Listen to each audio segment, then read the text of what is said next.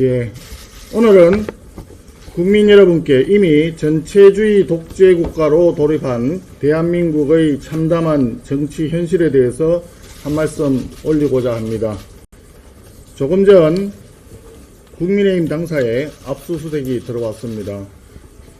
특검에 이어 이번에는 검찰 합수본이 국민의힘 당원 명부를 강탈하겠다고 합니다.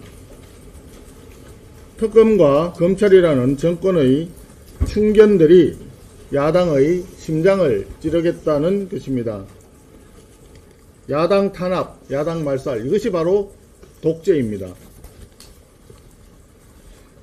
더불어민주당은 본회의 법안 상정 직전에 의총을 열어서 법 왜곡죄, 북한식 부당 판결죄 수정안을 제출해서 통과시켰습니다. 그리고 어제는 여야 간에 합의한 일정이었던 우리 당 추천 방미통일 상임위원을 의총에서 선동하여 본회의에서 부결시켜버렸습니다. 의총의 밀실 논의를 통해서 이미 상임위와 법사위를 통과한 법률에 대해서 본회의 직전에 땜질로 법률을 뜯어고치고 여야 합의를 파기하는 일들이 반복적으로 자행되고 있습니다. 대한민국에 국회가 존재하는 것인지 알 수가 없습니다. 더불어민주당 의총장에서 모든 법안, 모든 정책이 좌지우지되고 있는 이런 정치가 바로 일당 독재 정치라고 합니다. 지금 본회의장에서는 헌법 개정도 하지 않고 법률 개정만으로 사법권의 3심제를 4심제로 바꾸고자 하는 위헌적인 입법이 필리버스터를 진행하고 있는 중입니다. 법조계와 학계가 위헌 소리가 크다고 이미 지적을 했음에도 불구하고 집권여당은 의견 수렴도 하지 않고 시중의 목소리에 전혀 귀 기울이지 않으면서 위헌이 아니라고 우기면서 삼권 분립의 헌정 질서를 난도질하는 것, 이것이 바로 독재 정치입니다. 이러한 더불어민주당의 모습을 보면 중국 대륙을 천하대란으로 몰아넣었던 문화 대혁명이 생각이 납니다. 홍위병들이 국가시설과 문화유산을 때려부수고 정치인과 지식인들을 숙청하고 사회 전반에 공포 분위기를 조성하면서 국가를 대혼란 상태로 몰고 간 것처럼 지금 집권 여당 의원들이 집단 광기에 휩싸여 국회를 유린하고 헌법을 부수고 있습니다. 중국의 홍위병에도 홍오류와 흑오류 간의 살벌한 합을 갈등이 있었는데 최근 더불어민주당에도 명오류와 청오류 간의 계파 갈등이 심각한 듯 보입니다. 최근에 명오류에 해당하는 홍위병들이 공취모라고 하는 전대미문의 괴상한 모임을 만들어서 대통령 한 사람의 범죄 재판을 없애기 위한 공소 취소 선동을 시작을 했습니다. 그러자 반대쪽에 있는 당대표는 숙청이 무서웠는지 공취모를 공취특위라고 하는 당의 공식 특위로 만들었습니다. 정상적인 민주국가, 문명국가에서는 유례를 찾아볼 수 없는 포악한 정치 난동입니다. 이제 대한민국은 완전히 전체주의적인 독재국가 단계에 이미 접어들었는 것 같습니다. 야당으로서 국회 일원으로서 이러한 독재 정치를 막지 못한 죄가 큽니다. 하지만 야당이 독재를 막을 수 없는 것이 그것이 바로 독재인 것입니다. 오늘 검찰의 무도한 압수수색이 보여주듯이 끊임없이 야당을 탄압하고 말살하는 것, 그것이 바로 일당 독재라는 것입니다. 야당의 죄가 크다 하여 독재가 정당화된다면 그 비극은 역사에 오래 기록이 될 것입니다. 모든 폐해는 궁극적으로 애꿎은 국민들에게 돌아갈 것입니다. 국민의힘은 현 체제가 이미 정상적인 민주공화정이 아니라 독재정이라는 인식하에 비상수단을 동원하여 맞서 싸울 것입니다.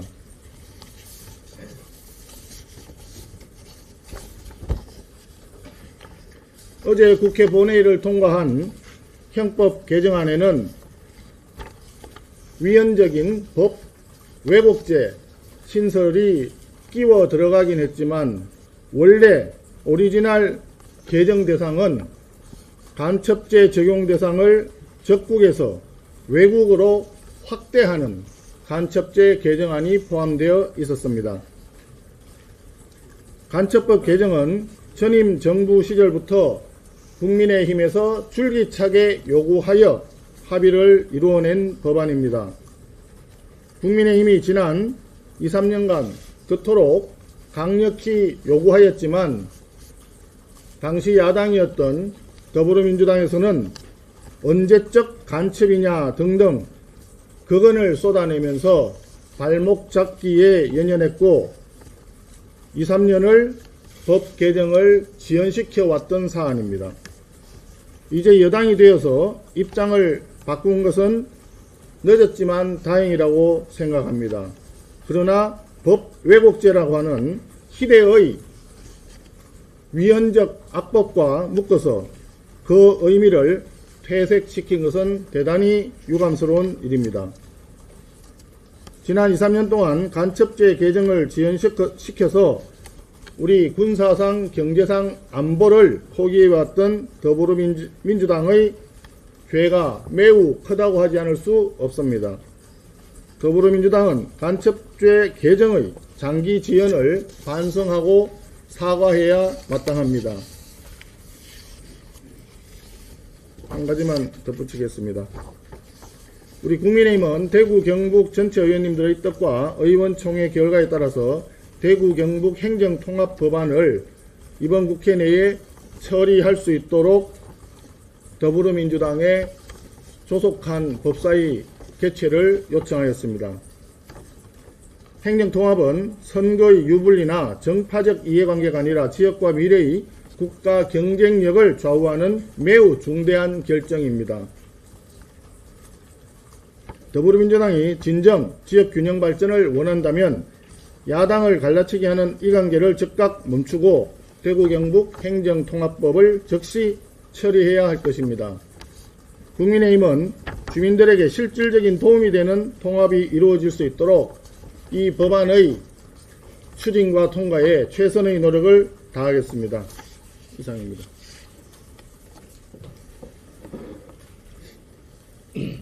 운영수석입니다. 간단하게 어제 발생했던 박미통이 위원 부결 폭거에 대해서 말씀을 드리겠습니다. 작년 8월 국가인권위원회 국민의힘 추천위원 2명을 일방 부결한 후 자제되는 듯 했던 민주당의 야당 무시가 또다시 재현되고 있습니다. 민주당이 어제 여야 합의를 깨고 국민의힘이 추천한 방송미디어통신위원회 다시 시작하겠습니다. 네, 처음부터 다시 하겠습니다.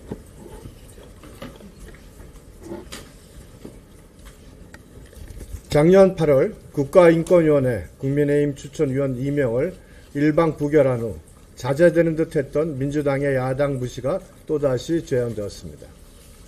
민주당이 어제 여야 합의를 깨고 국민의힘이 추천한 방송미디어통신위원회 상임위원 후보자를 검열하여 부결시켰습니다.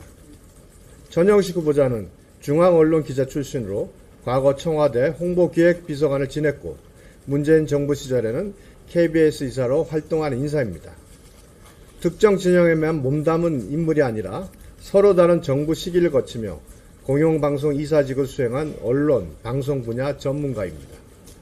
그럼에도 민주당은 보수 성향 매체 대표를 맡고 있다는 이유만으로 정치적 낙인을 찍고 여야 원내 지도부가 한 합의를 깨고 일방 부결시킨 것입니다. 각 당이 추천한 인사를 상호 존중해온 관례는 단순한 편의가 아닙니다. 의석수 차이와 관계없이 서로의 다른 입장을 존중함으로써 합의제 기구와 다양성을 지키기 위한 최소한의 제도적 신뢰입니다. 협치를 말하면서도 마음에 들지 않으면 다수의 힘으로 배제하는 것이 민주당이 입에 달고 사는 민주주의의 실체로 보입니다. 다수결의 원칙이 상대를 제거하고 소수 야당의 권한을 묵살하는 수단으로 변질될 때 그것은 전형적인 독재입니다. 자유민주주의 국가에서의 의회는 다수의 힘으로만 굴러가는 것이 아닙니다. 상호 신뢰와 관례, 절제와 존중이 함께 작동할 때 비로소 의회 민주주의가 정상적으로 작동합니다. 민주당은 다수결을 앞세워 반복하는 야당 패싱과 일방적 부결에 대해 분명한 책임을 지십시오. 합의를 깨고 협치를 말할 수는 없습니다.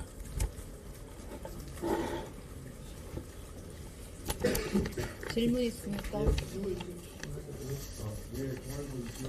방금 말씀해주셨던 대구경북 통합법 관련해서 이번 회기 내에 다음 달 3일 이내에 법사위를 민주당에서는 어떤 방식이면 혹시 민주당에서 제가 무대급부로 요구하는 것이 있는지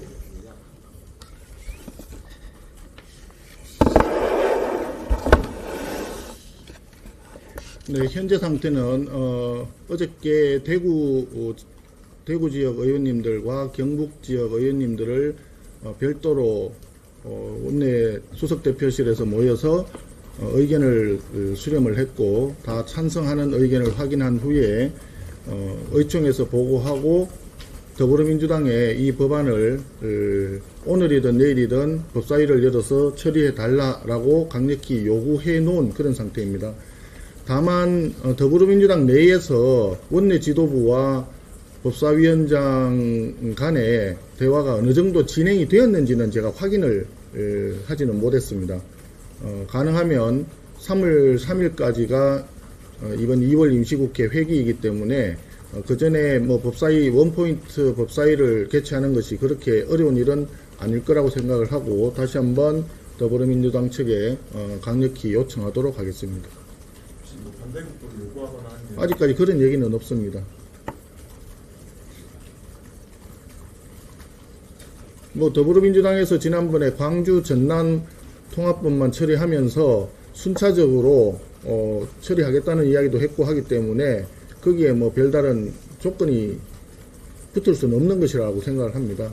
만약 거기에다 조건을 붙인다면 역시 더불어민주당은 광주 전남만 퍼주기 위해서 일방적으로 그 법만 통과시켰다라고 하는 그런 것이 다시 한번 확인된다 그렇게 보입니다.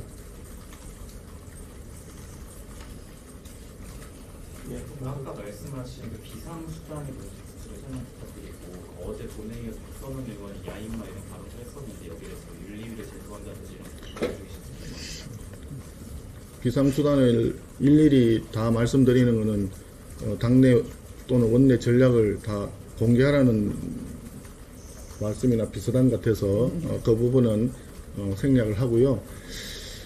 요즘 국회가 조금 국민들께 조금 더 좀 품위를 지키고 국격을 지킬 수 있는 국회가 되었으면 좋겠습니다. 어저께 박선원 의원이 본회의장에서 그렇게 막말을 했는데 그런 부분에 대해서는 본인 스스로 일단 사과부터 먼저 해야 되고 또 이 부분에 대해서 국회 본회의장에 있었던 일이기 때문에 국회의장께서 이 부분에 대한 사과 명령이나 또 다른 어떤 요구사항을 말씀을 하시는 것이 1차적으로 필요하다라고 생각을 합니다. 우리 당에서는 당연히 그 부분에 대해서 윤리 제소를 포함해서 모든 대응 수단을 강구토록 하겠습니다.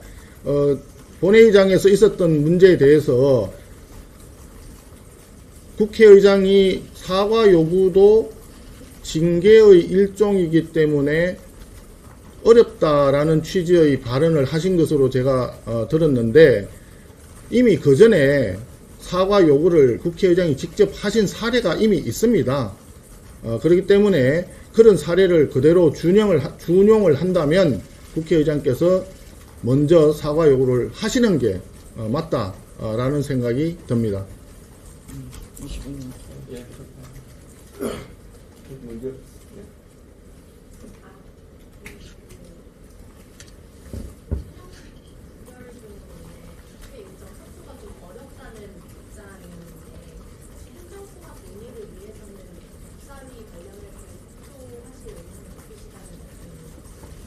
법사위는요, 지금까지도 우리 당 의원들 발언권을 제한을 하고 퇴장 명령을 하고 우리 당 의원들이 반대를 할 때도 일방적으로 더불어민주당 의원들만 가지고도 법안을 다 처리를 해왔습니다. 그리고 본인들 스스로 순차적으로 요청이 있으면 처리하겠다라고 했고, 그저께 법사위에서 대구 경북통합법을 처리하지 않았던 이유로 대구시의회에서 반대 의견이 있었다는 것을 이유로 했었던 것으로 기억을 합니다. 그렇기 때문에 대구 경북 출신 의원님들이 다 찬성하는 이 법안이기 때문에 법사위에서 이것을 처리하는 것은 더불어민주당의 책임이고 의무라고 저는 생각을 합니다. 거기에 다른 논의가 끼어 들어갈 필요도 없고 그럴 여지도 없다라고 생각을 합니다.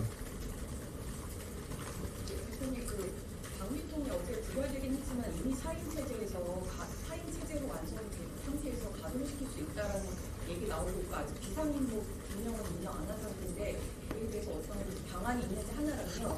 그 다음에 대전 충남 통합법에 대해서 지도부는 공식적으로 반대 입장이신지. 대전 충남 부분에 대해서는 별도로 지금 지역에 대전시의회와 충남도의회가 반대한다는 의결을 했고 시장과 지사 두 분이 또 반대를 했고 하기 때문에 아마 현실적으로 지금 당장은 쉽지 않아 보이는 것이 현실이라고 저는 생각을 합니다. 그리고 지금 방위통일 같은 경우에는 법에 분명히 우리 당에서 추천하는 사람과 또 더불어민주당이 추천하는 사람으로 상임위원을 두고 또 비상위원을 임명을 해서 합의제로 운영하는 것이 기본 법 원칙에 나와 있는 내용입니다. 그런데 우리 당 추천 상임이사만 딱 찍어서 그걸 부결시켰다는 것은 그 법에 나와 있는 합의 정신 자체를 완전히 무시한 것이다. 위법한 행위이다. 이렇게 생각을 합니다.